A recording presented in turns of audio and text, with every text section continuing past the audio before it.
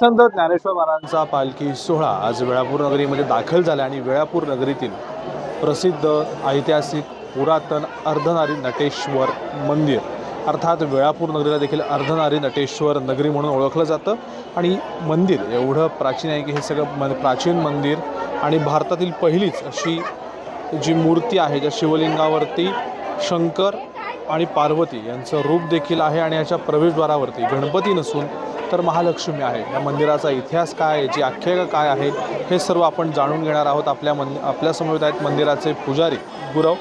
या मंदिराविषयी आम्हाला काय सांगणार? असंख्य वारकरी दरवर्षीप्रमाणे नित्यनेमाप्रमाणे या ठिकाणी येत असतात, दर्शन घेतात। मात्र या मंदिराचं वैशिष्ट्य असं काय? हे मंदिर असं तुम्हाला कुठेही बघायला भेटणार नाही। अख्ख्या महाराष्ट्रामध्ये गेला किंवा महाराष्ट्राच्या बाहेर गेला तर असं तुम्हाला मंदिर कुठेही बघायला भेटणार नाही।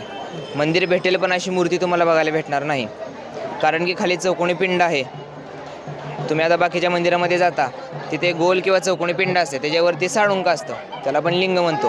खाली चौकोनी पिंड असते किंवा गोल असते, वरती लिंग असते, त्याला आपण साळुंक म्हणतो। त्याच्यामध्ये अर्ध्या भागामध्ये शंकर व अर्ध्या भागामध्ये पार्वती आहे। संपूर्ण मूर्ती आहे दोघांची। त्याच्यामध्ये ब्रह्मदेव आहेत, विष्णू आहे, परत गणपती आहेत, भृंगी ऋषी आहेत, नंदी आहेत, कीर्तिमुख आहेत, अष्टगण आहे, हे सर्व देवता त्याच्यामध्ये आहेत। आणि मंदिराच्या उंबऱ्यावरती जे गणपती असतो, सध्याला आता जे नवीन मंदिर वगैरे बांधतात वगैरे त्या टायमिंगला तिथे उंबऱ्यावरती गणपती असतो। आता इथे मंदिरामध्ये आतमध्ये गेला तिथे गजलक्ष्मी आहे। ह्याच्यावरून कळतं की मंदिर किती प्राचीन आहे।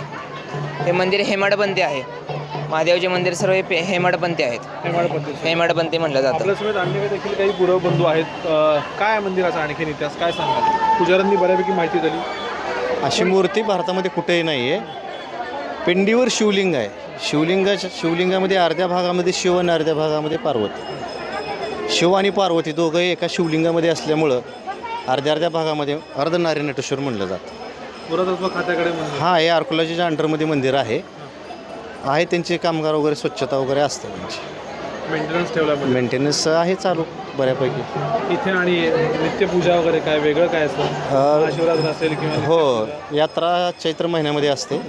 जसं आपलं हळदी, लग्न, वरात सगळे कार्यक्रम आहे असे असतात आपले। हां, चैत्र महिन्यामध्ये। आणि किती वारकरी भेट या मंदिराला?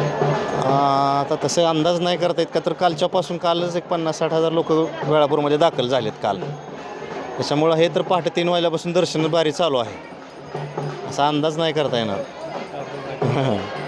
खरं तर पाहिलं की वारीच्या वाटेवर जेजुरी असेल किंवा शिखर शिंगणापूर असेल आणि सोलापूर जिल्ह्यात पाहिलं तर वेळापूरमधील अर्धनारी नटेश्वर नगरी हे प्राचीन मंदिर पाहण्यासाठी वारकरी दरवर्षीप्रमाणे यंदा देखील गर्दी करताना पाहायला मिळतात आणि याचं दर्शन घेऊनच पुढे आता ते विठ्ठलाचं दर्शन घेण्यासाठी पंढरपूरकडे मार्गस्थ होत आहेत। कॅमेरामॅन सौरभचा मी प्रीतम पुरोहित, डिजिटल प्रभात, वेळापूर।